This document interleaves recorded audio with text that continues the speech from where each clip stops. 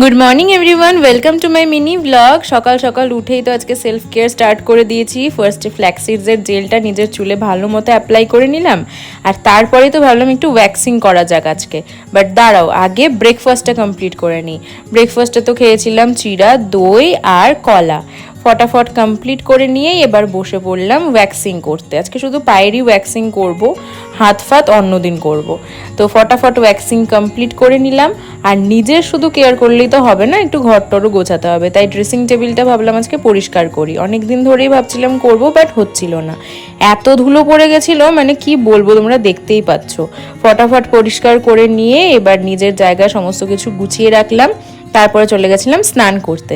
আর বিকেলবেলা মা এখানে মুড়ি মেখে দিয়েছিল, সাথে দিয়েছিল একটা সিঙ্গারা। সেটা খেয়ে তারপরে একটুখানি আমার নাইট টাইম স্কিন কেয়ারটা কমপ্লিট করলাম। মানে ওই একটুখানি ফেস প্যাক লাগিয়েছিলাম। So that's it.